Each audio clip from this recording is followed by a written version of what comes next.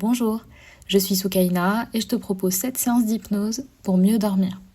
C'est une séance d'hypnose sagesse, donc tu n'auras rien à faire. Tu as juste à trouver un endroit calme où tu peux t'installer pendant un moment et à prévoir un plaid car la température du corps baisse quand on est en hypnose. Ensuite, tu auras juste à lâcher prise et à m'écouter raconter des histoires. Ton inconscient fera le reste. Bonne écoute!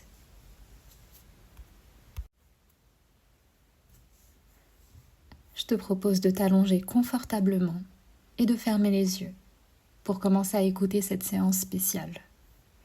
Elle est spéciale parce qu'elle n'a pas pour objectif de te mettre en sommeil, mais plutôt d'aider ton inconscient à se libérer de tout ce qui l'empêche de le trouver. Parce que parfois on cherche des choses qui sont déjà là, au lieu de simplement les mettre en lumière. Alors on va permettre aujourd'hui à ton inconscient de refaire le lit imaginaire pour créer les conditions parfaites pour que tu puisses bien dormir, récupérer, te reposer et te réveiller en pleine forme. Je ne sais pas si pour ça il va avoir besoin de couper des liens, accueillir des émotions, faire la paix avec certains événements, mettre fin à une lutte intérieure ou même autre chose. Je sais juste qu'il a l'autorisation de faire le nécessaire pour que tu puisses bien dormir. Et pour faire ça, je vais te raconter plusieurs histoires qui ont été sélectionnées spécialement pour l'occasion. Elles sont presque un peu magiques. Elles parlent à la fois à un enfant et à l'adulte en nous, à notre partie consciente ou à la partie inconsciente. Et pendant qu'une partie de toi se détend, j'invite celle qui entend ma voix ou celle qui la comprend à nous rapprocher un peu plus de l'objectif tout au long de cette séance. Un peu comme si on montait dans un train et que chaque arrêt, chaque histoire, nous rapprochait de la destination. Un sommeil agréable et réparateur. Et pour ça, tu n'as rien à faire, simplement à m'écouter et à laisser faire. Alors je vais commencer par la première histoire qui se passe dans un collège. Avec des ados bruyants, pleins d'énergie et de rébellion, la salle de classe pouvait rapidement devenir un champ de bataille. Mais pour lui, enseignant en histoire géo depuis une dizaine d'années, ce défi était devenu intéressant. Les élèves avaient l'air de rien respecter, ni le silence, ni l'enseignant, ni même leurs camarades. Les classes étaient chaotiques et chaque jour ressemblait à un combat. Un lundi matin, alors que le prof préparait ses leçons pour la semaine, il s'est arrêté. Il a eu envie de prendre ce moment, cet espace, cet arrêt pour regarder les choses de plus loin, pour gagner en clarté. Il a regardé la salle vide, les chaises soigneusement rangées, les tables alignées en rang parfait. Tout avait l'air si ordonné, si calme, et pourtant, il savait que ça ne durerait pas. Dans quelques heures, ce lieu allait se transformer en désordre. Il a pris une grande inspiration, puis une idée folle lui a traversé l'esprit. Et s'il brisait toutes les règles? Et s'il permettait à ses élèves de s'exprimer librement, sans structure, sans contrainte? D'accord, c'était risqué, mais chaque tentative nous rapproche de l'objectif. Et le lendemain, les élèves sont rentrés en classe comme d'habitude, en se préparant pour un autre cours, mais ils se sont arrêtés en voyant leur salle de classe transformée. Les tables et les chaises étaient empilées sur le côté, et au milieu, il y avait un large espace vide. Sur le tableau noir, il y avait une phrase écrite à la craie: « Créez votre espace d'apprentissage ». Les murmures ont commencé. Certains élèves se sont approchés prudemment du tas de meubles, d'autres se regardaient, incertains. « Vous voulez dire quoi par créer ?» a demandé une élève. Et l'enseignant a souri. Exactement ce que ça veut dire. Arrangez cette salle comme bon vous semble. Il n'a pas fallu longtemps avant que la classe se mette en mouvement. Certains élèves ont formé un cercle avec des chaises au centre. D'autres ont préféré travailler seuls. Certains ont même choisi de s'asseoir par terre. C'était chaotique, mais d'une manière différente. Les premiers jours ont été un peu compliqués. Il y avait des disputes, des discussions, des ajustements, mais aussi des moments de pure créativité. Certains élèves qui étaient d'habitude silencieux se sont mis à parler, comme si on les avait laissés s'exprimer. D'autres qui étaient souvent bruyants et perturbateurs ont commencé à s'impliquer dans le processus d'apprentissage. Et, jour après jour, une transformation remarquable s'est opérée. Les élèves ont commencé à respecter l'espace qu'ils ont créé eux-mêmes. Sans même s'en rendre compte, ils ont développé un sentiment de responsabilité envers leur environnement. Ils se sont mis à débattre, à poser des questions, à engager des discussions profondes sur les sujets étudiés. Et l'enseignant a observé tout ça avec émerveillement. Là où il s'attendait à l'anarchie, il a trouvé de l'ordre. Et là où il a anticipé le chaos, il a découvert la collaboration. Les mois sont passés et les résultats scolaires de la classe se sont améliorés, mais ce n'était pas la seule chose. Les élèves semblaient plus heureux, plus équilibrés. Ils ont appris à travailler ensemble, à se respecter, à valoriser l'apprentissage. Finalement, ils ne cherchaient pas vraiment le chaos, ils cherchaient juste à être écoutés, à être reconnus, à ce qu'on leur laisse la place de prendre leur place. Et un jour, la directrice du collège, intriguée par les rumeurs, a décidé de rendre visite à cette classe. Pas de bruit, pas de bavardage, juste une classe engagée dans son propre processus. « Mais comment vous avez fait ?» elle a demandé au prof. Il lui a répondu « En leur faisant confiance, ils ont créé leur propre ordre. » Et parfois la confiance peut être le plus grand acte d'autorité. Il suffit parfois de se laisser dormir plutôt que d'essayer de se faire dormir. Et quand l'inconscient le comprend, on peut dormir en toute sécurité. Et j'aimerais te raconter une deuxième histoire qui se passe au milieu d'un petit village touristique, pas loin de la mer. Et il y avait une boutique que les gens ne comprenaient pas vraiment au premier abord. Dans la vitrine, il y avait un panneau « Vente de boîtes à souvenirs ». Intrigués, les passants y entraient. Ils s'attendaient à trouver des bibelots, des coquillages ou d'autres bricoles, typiques de magasins de souvenirs, mais à l'intérieur, ils étaient accueillis par des étagères remplies de boîtes vides. Elles étaient belles, certes, avec des jolis motifs, mais elles étaient vides.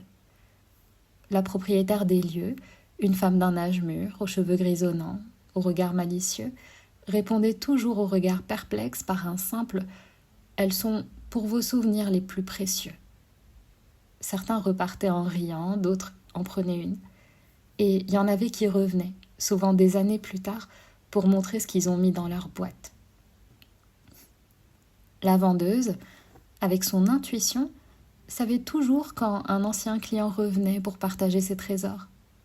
Elle accueillait ces moments avec un mélange d'excitation et de respect, parce qu'elle savait que ces boîtes renfermaient des fragments d'existence, des moments que les mots peinaient à décrire. Un jour, un homme d'une trentaine d'années est entré, avec sa boîte entre les mains. Elle reconnaissait ses mains, des mains qui avaient beaucoup vu de soleil, de sel et d'aventure. L'homme a posé la boîte sur le comptoir. Elle était aussi vide que le jour où il l'avait achetée. Il a souri et il a dit « Vous vous demandez sûrement pourquoi ma boîte est vide ?» Elle était d'accord. Elle se posait la question, elle aussi. J'ai parcouru le monde avec cette boîte. Chaque fois que je vivais un moment que je voulais garder, je pensais à cette boîte. J'ai vu des aurores boréales dans le Grand Nord. J'ai plongé avec les dauphins. J'ai ressenti la puissance des montagnes. Mais à chaque fois, je me suis rendu compte qu'aucun objet que je pourrais y mettre ne rendrait justice à l'intensité de ce que je ressens. La vendeuse l'a regardé, émue par sa sincérité. Et il a continué. J'ai réalisé que les moments les plus précieux de la vie ne peuvent pas être contenus dans une boîte, aussi belle soit-elle. Ils sont dans notre cœur. Et cette boîte m'a permis à vivre pleinement chaque instant, à le chérir, à le garder pour moi. La femme a souri et elle lui a dit « C'est le plus beau cadeau que vous auriez pu me faire. » Finalement, des paroles sont aussi un cadeau, qu'elles aient été dites ou pas. Et je ne sais pas si tu comprends que un cadeau, Ça peut être un objet, ça peut être une parole, ça peut être une intention, ça peut être un sentiment, peu importe. Mais on peut simplement retenir ce qui est bon pour nous et laisser le reste s'en aller. Parce que parfois il y a des boîtes dans l'imaginaire qui ont besoin d'être vidées, qui ont besoin d'être nettoyées. Des bocaux qui ont besoin d'être brisés, peut-être. On ne garde rien à l'intérieur. Et souvent, c'est quand on fait de la place à l'intérieur de soi que le sommeil peut venir s'y installer. Et pour continuer mon histoire, des années plus tard, la vendeuse a décidé de prendre sa retraite. Mais avant de fermer définitivement la boutique, elle a placé une petite note dans la vitrine d'à côté. Les souvenirs les plus précieux sont ceux qu'on décide de garder. Ils sont éternels. Et quand on comprend qu'on peut laisser partir les charges du passé, faire la paix, garder l'amour et les bons souvenirs, l'esprit s'allège et le sommeil devient beaucoup plus accessible et agréable. Pour l'histoire suivante, je vais te parler d'un petit bureau au cœur de la ville, où il y avait un monsieur qui travaillait comme médiateur. Tous les jours, il voyait des hommes venir à lui, chargés de leurs émotions, espérant trouver une solution à leurs conflits. Mais lui, il avait une nature optimiste. Et heureusement, ça l'aidait à mieux voir les situations, à les voir différemment, plutôt que d'y rajouter une couche de souffrance. Et il avait toujours prôné le dialogue ouvert et la communication honnête, comme solution à la plupart des problèmes. Un jour, alors qu'il travaillait sur une médiation un peu délicate entre deux collègues, il a remarqué que l'un des deux semblait particulièrement tendu, incapable de s'exprimer clairement. Alors il s'est rappelé d'une technique qu'il a lue récemment. Plutôt que de demander aux gens d'exprimer leurs sentiments, il fallait leur donner un moyen de les illustrer, un moyen de les laisser exister pour mieux les laisser partir après. Et c'est comme ça qu'il a introduit dans ses sessions une boîte remplie de couleurs. Et il demandait aux gens de choisir une couleur qui représentait le mieux leurs émotions du moment. La personne tendue a choisi le noir. Sans un mot, cette simple action en dit long. La session s'est poursuivie avec un nouveau niveau de compréhension et d'empathie. Les couleurs sont devenues un outil courant dans les médiations. Parfois les gens choisissaient une, parfois plusieurs.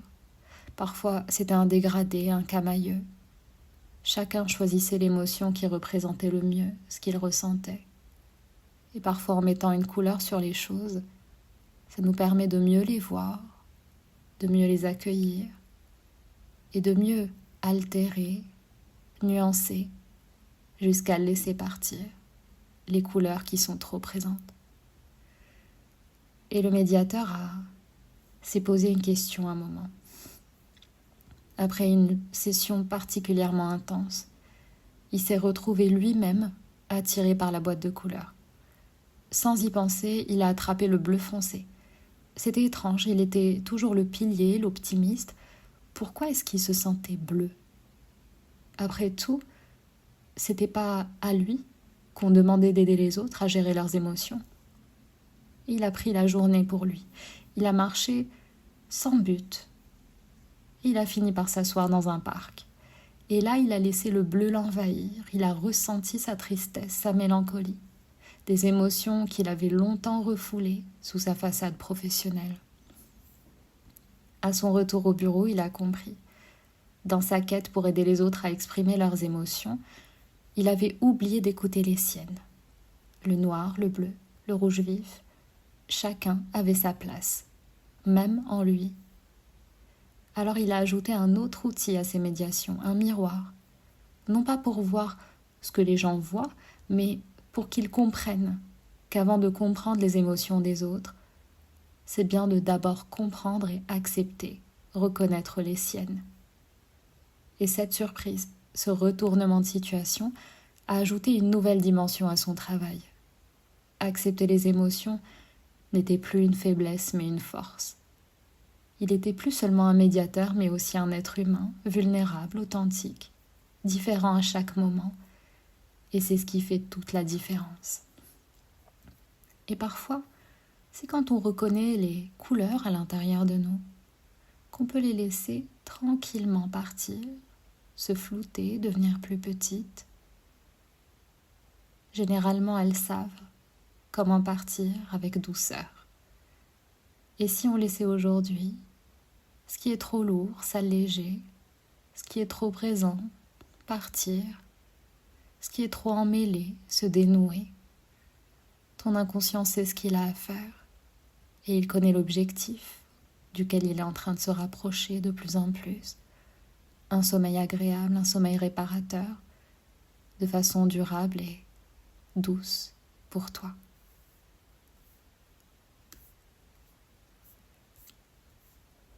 Imagine que ton sommeil est comme un sac de course qu'on a oublié de vider. Imagine-toi remettre chaque chose à sa place, chaque élément, chaque boîte, chaque sachet. Imagine-toi ranger chaque élément au bon endroit et jeter ce qui n'est plus utile. Faire un grand tri. Comme ça, c'est parfait. Regarde le sac se vider de plus en plus et la légèreté s'installer de plus en plus en toi, comme si les pensées pouvaient se calmer, comme si le corps pouvait se détendre, comme si le sommeil pouvait commencer à venir tranquillement. Je ne sais pas où tu pourrais le ressentir, je ne sais pas non plus si tu peux le sentir physiquement, sentir son odeur ou voir sa forme.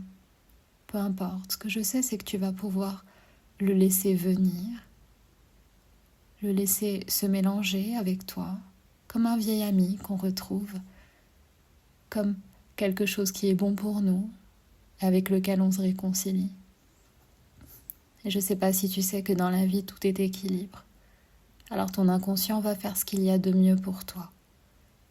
Pendant toute cette séance, tu l'as peut-être ressenti, piocher aux bons endroits, ce qui est intéressant pour lui. Tu l'as peut-être ressenti faire les changements nécessaires ou entamer de nouvelles choses. Tu peux lui faire confiance, c'est une partie de toi qui sait exactement ce qu'il a à faire. Parfois, elle a juste besoin de certaines autorisations, besoin d'un élan, d'une inspiration pour nous rapprocher de l'objectif. Imagine-toi dans quelques heures, peut-être quelques jours, bien dormir, d'un sommeil agréable, d'un sommeil profond, réparateur et te réveiller le matin, à l'heure de ton choix, en sentant que tu as bien dormi, en sentant que tu as bien récupéré, en sentant que tu es prête, que tu es prêt à passer une bonne journée, que tu as plein d'énergie pour faire toutes les belles choses que tu as envie de réaliser. On a besoin d'énergie pour réaliser ses rêves. Et ton inconscient et ton esprit vont pouvoir t'aider à t'en rapprocher au maximum. Imagine-toi ressentir l'énergie à l'intérieur de toi, ressentir la motivation, l'inspiration, la joie de vivre. Imagine-toi te sentir plus léger, plus légère, te sentir bien dans ton corps, bien dans ton esprit, comme si les pensées avaient été triées, comme si les émotions avaient été allégées. À toi de choisir. Tu vas pouvoir vivre une vie heureuse, agréable et te sentir bien dans ce que tu choisis. D'ici quelques instants, cette séance va se terminer. Je vais arrêter de parler, mais ton inconscient va continuer à travailler dans les jours et les nuits qui viennent pour ton propre bonheur. On va pouvoir le laisser télécharger tout ce qu'il juge nécessaire, tous les programmes nécessaires pour te faire dormir de façon agréable, pour te faire retrouver un sommeil de qualité. Et parfois on a besoin de savoir ce que c'est un sommeil de qualité, de savoir ce qu'on ressent à avoir un sommeil agréable, réparateur, un sommeil qui est de notre côté, un sommeil qui vient facilement, un sommeil qui nous aide à retrouver toute notre énergie pour le matin. Et ton inconscient va pouvoir télécharger ces notions pour te permettre de les atteindre encore plus rapidement. et de la façon la plus compatible pour toi. Je vais donc laisser ton inconscient faire ce qu'il a à faire pour que cette séance soit un succès. Tu l'as décidé, tu vas pouvoir bien dormir et ton inconscient est de ton côté. Donc il va pouvoir t'aider. Et dans quelques secondes, peut-être même maintenant, tu vas pouvoir réassocier toutes les parties de toi qui travaillaient en ta faveur. Tu vas pouvoir revenir ici et maintenant, dans le moment présent, en suivant ma voix. Peut-être ressentir ton corps sur le support. Tu vas pouvoir bouger les mains, bouger les pieds, revenir ici et maintenant, dans le moment présent, et tranquillement ouvrir les yeux. Je te souhaite un bon sommeil.